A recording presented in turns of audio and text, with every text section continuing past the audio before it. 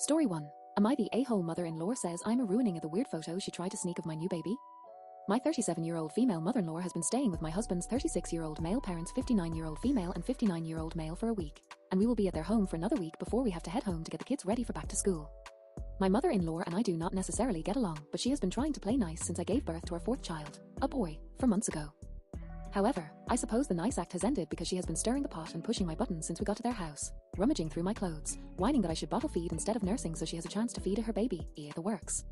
I have been biting my tongue because my husband loves his mother-in-law and this is some of the only time we get to see his siblings, but at the end of this week, mother-in-law storms downstairs while we are eating breakfast and the kids are in the yard playing, claiming we needed to talk. I go through a mental checklist to try to figure out which one of her household rules I have broken, or how I have managed to piss her off this time, when she slaps her phone down on the counter and begins scrolling through photos that are all of me and the baby, photos she apparently took while I was not paying attention, as most of them are blurry or from strange angles down low as though she angled her phone up while it was in her lap. One of them is taken through a crack in the door to Hubs and I's bedroom. I ask mother-in-law what her problem is and why she has been taking photos of me and the baby like a lunatic instead of just asking for my help with taking photos. I would approve if I do not want my infant son's face plastered all over her social media. I cover it with emojis in my Facebook pictures. She complains that she does not want to put those stupid pictures all over his face, and that I will not put him down long enough for her to get a photo of him by himself. He has been contact napping and I wear him for most of the day, and she cannot post the photos she took because I am a huge and ruining them by looking ridiculous. For context, I am definitely on the heavier side, 5 feet 3 inches and 230 pounds, and because half of these photos are from a weird low angle, I have a prominent double chin, and baby is usually pressed up against me either in my arms or his wrap, so the photos are pretty much just unflattering pictures of me, with baby's head and maybe an arm or a leg visible. I tell her that I am not going to entertain this behavior, and since she decided to approach the supposed problem like this, she can work with what she has already got, but she is definitely not getting a solo photo op with my baby now. Hubby is understanding and supports my decision, even getting in the way when he sees mother-in-law trying to sneakily take more photos, or distracting her so I can leave the room, but some people think I'm blowing this out of proportion. Father-in-law says mother-in-law has a right to take photos of her grandchild and it is not her fault that I am insecure about how fat I am. Hubby's twin sister is also being dismissive because she has always been catty about weight. Why are you acting so insulted like it is the first time? Even my sister, when I called and complained about this, acted like I was making mountains out of molehills. She was like this 60 pounds ago. Why is it suddenly a big deal again? No one will listen to me when I insist that I do not care about her comments on my weight. I care that she is sneaking around taking photos like a stalker because she does not respect me enough to ask my permission to take photos of my baby. She does not want to have to follow my rules about covering his face, and cannot wrench him out of my arms to get pictures of him, so she has just been acting like a creep instead. I am nursing him in one of these photos. This is weird, right? Am I crazy? Commenter asked, I would report her pics on social media with your baby and say that it is inappropriate child content or something. Because the pics look like they have been taken stealthily, it kind of works in your favor, lol. I am sorry people are not respectful of your wishes, but it is great that your husband is and he seems to be trying to help. Also, side note, you are allowed to be annoyed at somebody body shaming you and ask them to stop.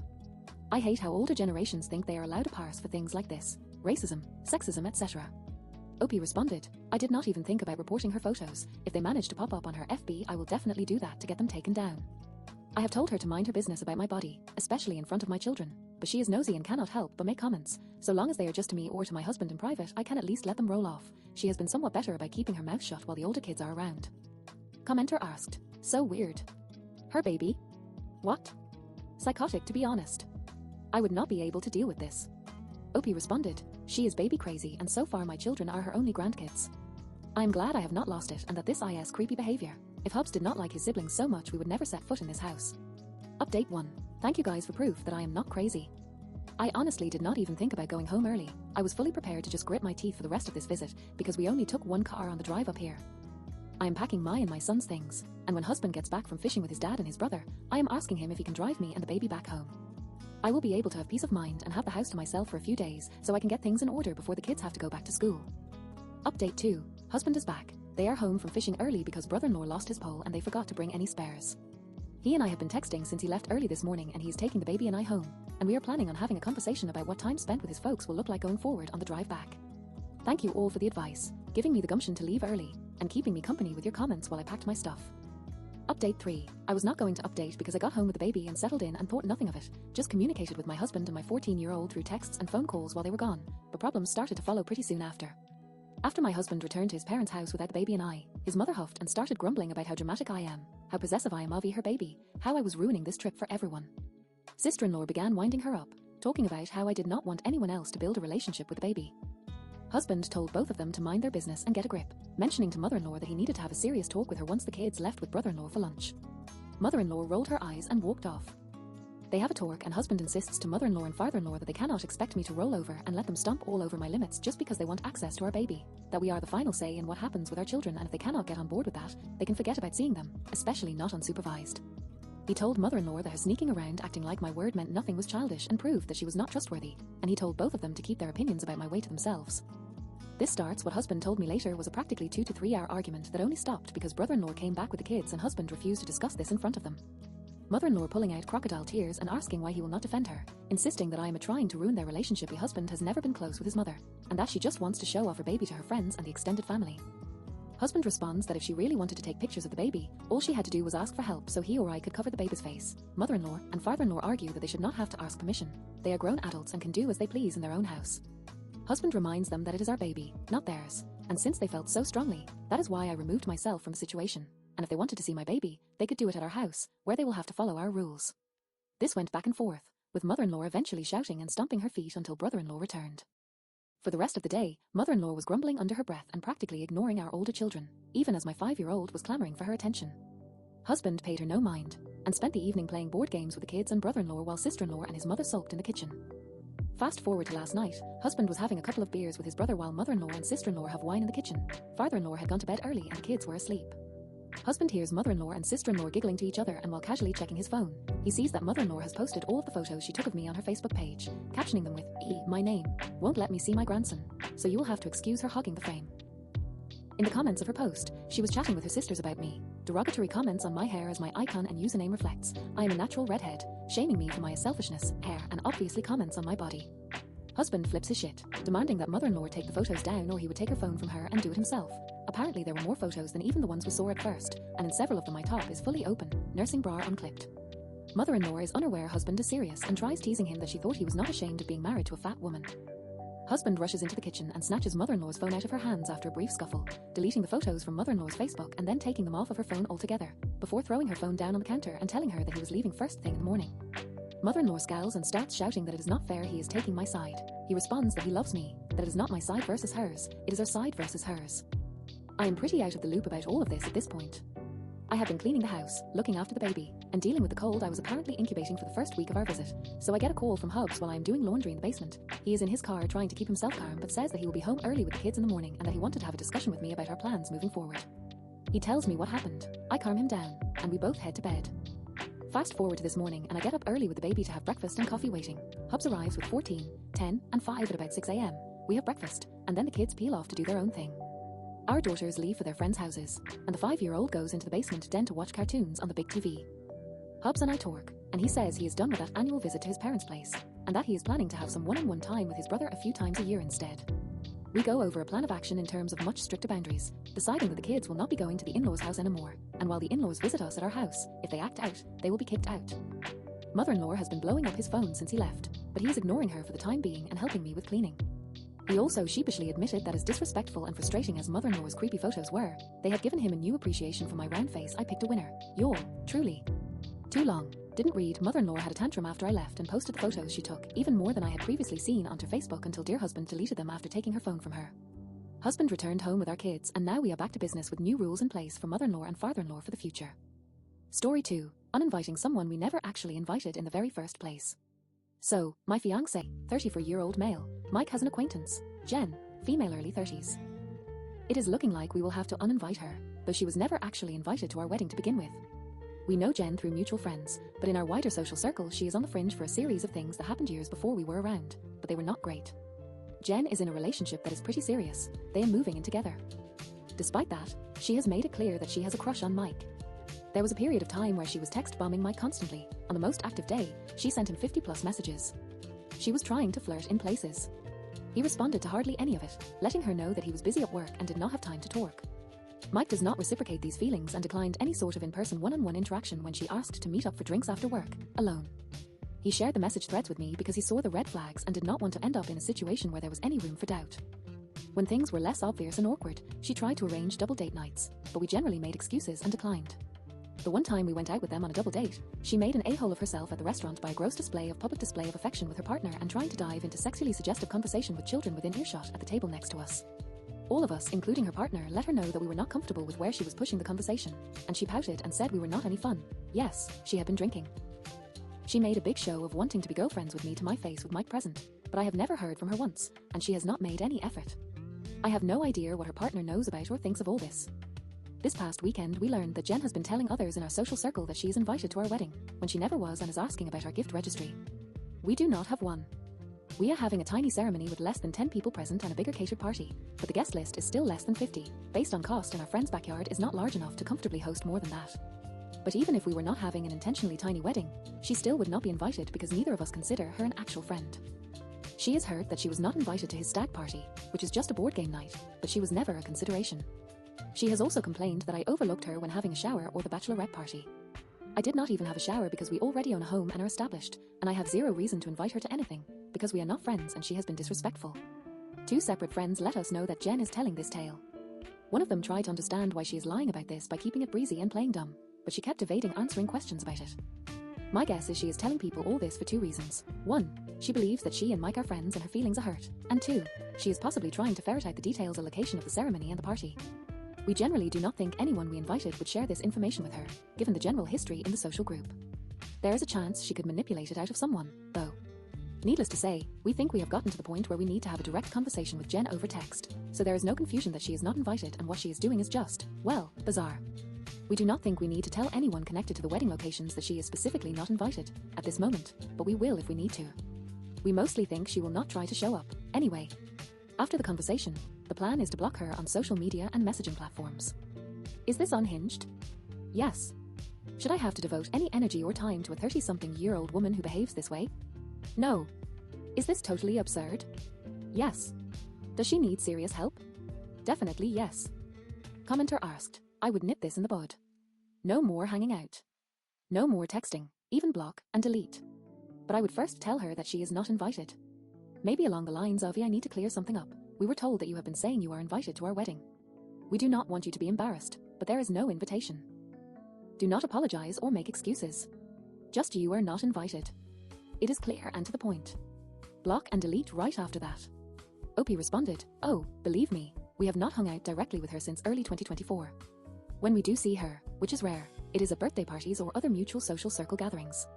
She tried to organize a few more double dates after the first one, but we just kept politely declining.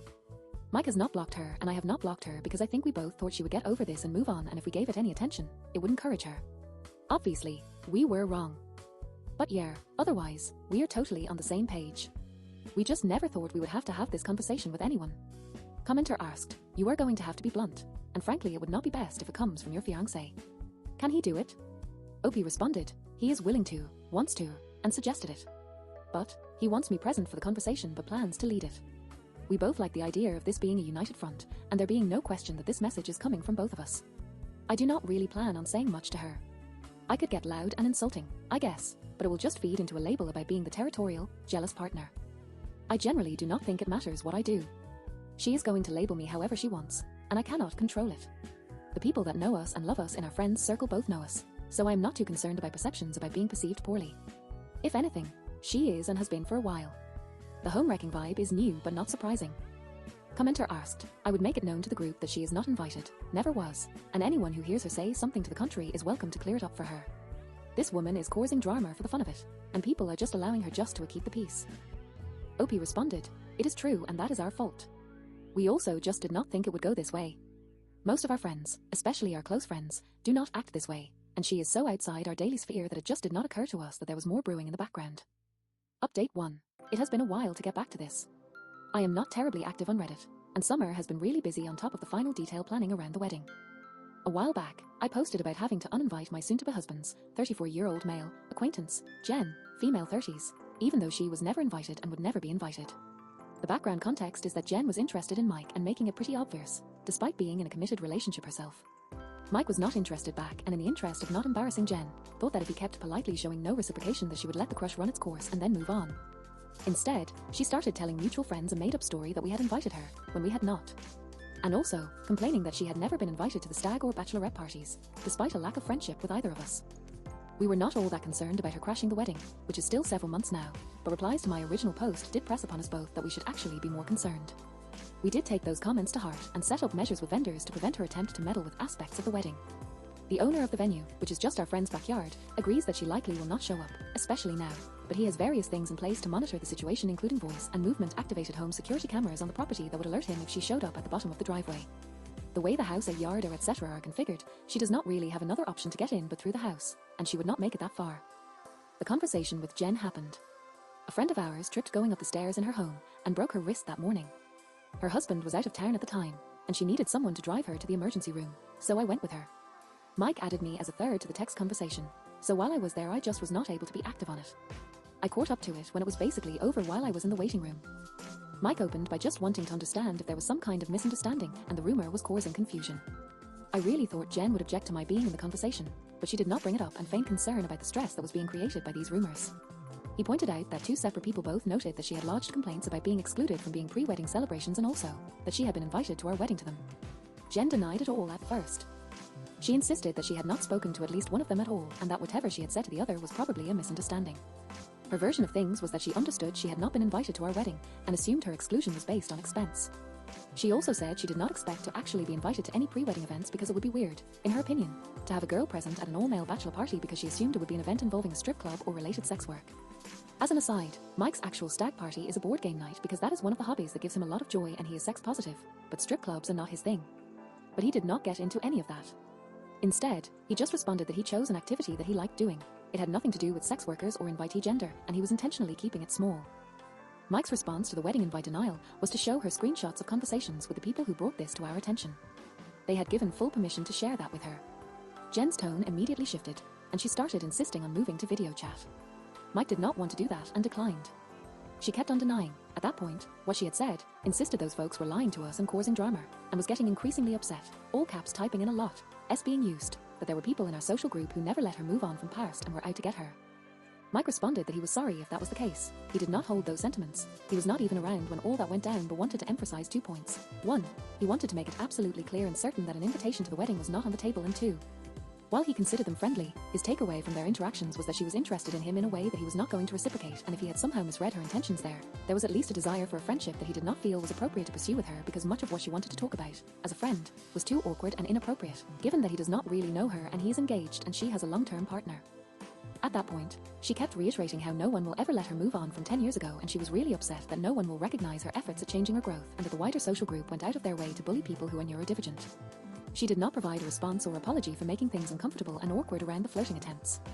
He started to tell her that it was probably a good idea to end this conversation since it did not seem like they were going to resolve this, but she beat him to it by blocking him.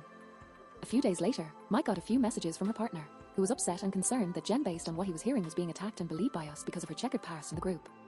Honestly, the guy was just trying to defend her, which I get, and he was not around for those events, so I do not know what Jen has told him happened, but I generally assume by the messages he sent, Jen has misrepresented the past to him as well. Mike thanked him for reaching out, said he understood that he was acting protectively toward Jen, and asked him what the partner understood about everything. The partner repeated a version of what Jen had told people, that her good friend Mike was being a bad friend by excluding her and allowing other people in the group to bully her by proxy about being artistic and past behavior, and that we had abruptly uninvited her because I had decided she was a threat and I was jealous of her. Mike set him as straight as he could by explaining that he never considered Jen a close friend, friendly at best, and that he was not even around for everything that happened years ago, so whatever opinions he had of Jen were his own and not entirely informed by the past.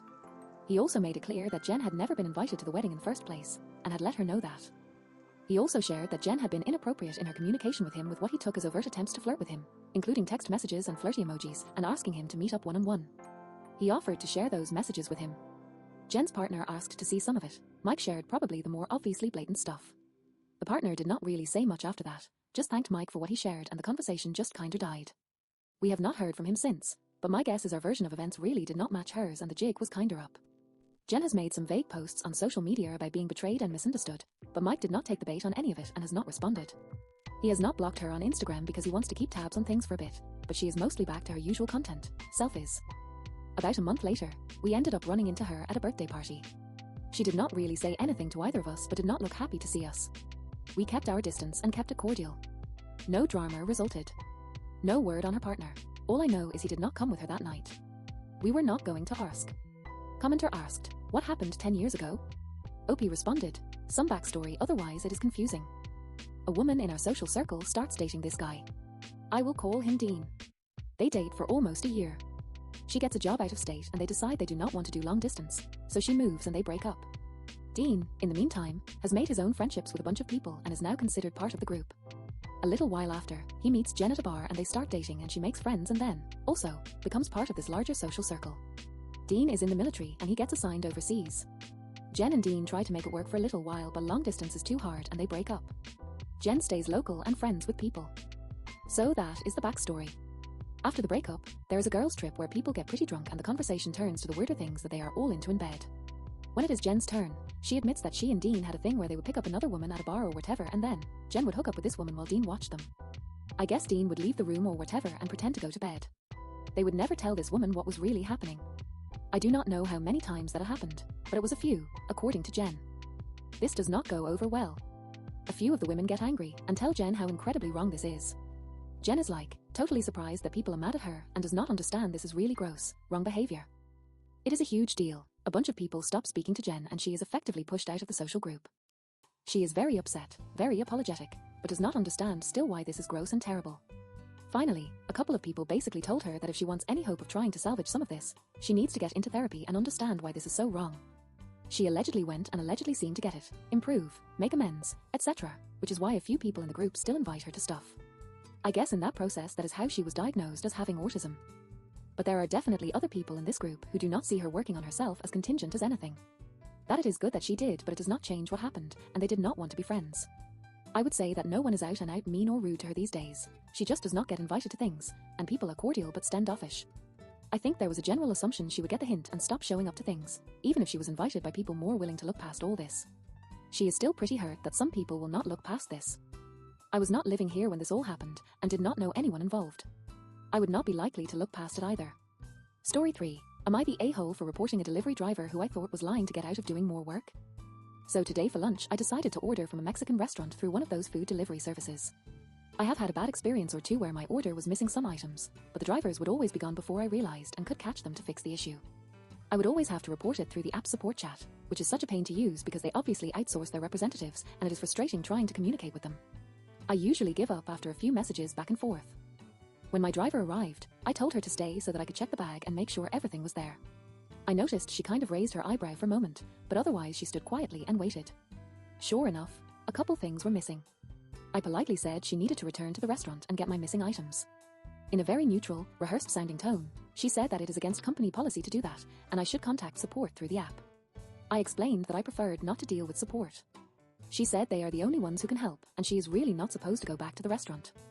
I was a bit annoyed at this point, so I asked what the company policy was on making sure orders were correct. She said that restaurants close the bags for the drivers, and they are not meant to open them or the containers inside.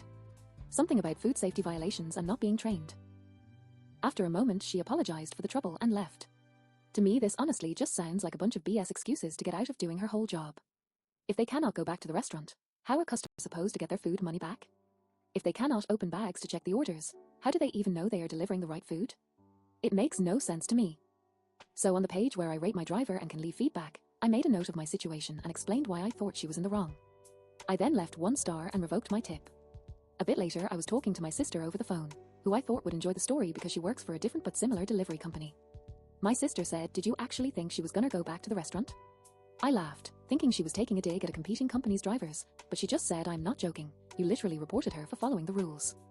At first I thought my sister had misunderstood a part of the story or something, so I kind of brushed it off, but now based on her reaction and what both her and the driver said, I am wondering if they are right. Am I the a-hole for reporting her and taking my tip back because I thought she was lying? Commenter asked, "Their job is to get the package from one place to the other. The restaurant's job is to send the correct order. You are punishing her for something out of her control and should instead contact or rate the restaurant for the error." Opie responded, "I guess I just do not understand how it is out of her control. She did not do her job by not delivering me my complete order. Should she not be taking some sort of steps to make sure it is all there?" Commenter asked, "She followed the rules and did her job. And by the way, it would be super wrong and not safe for a driver to open bags and containers with food they are delivering. Food safety rules, FFS. Geez." Opie responded, "As far as I understand it, the driver is a stand-in for me at the restaurant. When they are picking up food and they are picking it up on my behalf. If I am paying extra money to have food picked up on my behalf, I would expect them to check the order and make sure it is right the same way I would. They are there and I am not, so I pay them to do it for me." Commenter asked, "You are the a-hole. Did you expect her to unwrap your burrito and make sure it had cheese on it too?" The driver was correct, and to revoke your tip was an a-hole move. Opie responded, "I would at least expect her to ask the employee if the burrito was in the bag and had cheese on it. Is that too hard?" Commenter asked, "You are the a-hole." She explained it kindly and calmly, and you were a jerk about it. She was not lying, and you are an a-hole for thinking she was, and even more for the review you left. Contact support through the app like everyone else. Chances are your meal will be free. Then remove your review and apologize. Opie responded, "See, I thought she was lying because she was so calm." It sounded like she had the answer rehearsed and ready for anyone who had a complaint. Update 1. The delivery driver found the post and replied, "Oh my, is the world really this small? This could be a total coincidence, and I guess I have no real way to confirm either way, but I had a very similar conversation with a customer today over a missing burrito and side of cheese dip. Even if you are not the person I talked to, I am off the clock now, so I have some more words for you and people like you. First off, it is so annoying when people say, 'Oh, hold on a second, just want to make sure it is all here.' Right then I know I might be about to waste time having this exact conversation. Yes, it is scripted because it happens all the time and it is easier to be prepared. Second off, I cannot return to the restaurant. If I do not mark your order as delivered in a given amount of time, I start getting calls from dispatch. If I mark your order as delivered then go back to the restaurant, I have lost your order info because the system thinks I do not need it anymore. And usually I have another order waiting to be sent to me after yours, so I have to move on to that one. Third off, stop and think about it. Do you want a person you do not know opening your food containers with their hands that have been touching a steering wheel, dozens of door handles and doorbells, cash tips from questionable places, and that have not been washed all day because they have been in a car? It is nasty and not sanitary. I try to verify with restaurants, but most of the time they are practically shoving me out the door. So, sorry. Fourth off, I spend literally all day, delivering food to people just to make money. With one of my companies I have no choice but to deliver orders I'm given, so I cannot be lazy. With the rest, I still cannot be lazy because if I am, that means less money. You know nothing about this industry. I could not say this before, but I can say it now. You are the a-hole." OP commented. The driver added in the comments, "I did everything in my power. When a restaurant hands me a Tide bag with tamper stickers on it, the power is limited to asking, is everything here? Half the time the person who hands the bag to me is not the person who bagged it. Then it is an unreliable confirmation because they do not know either and also cannot check.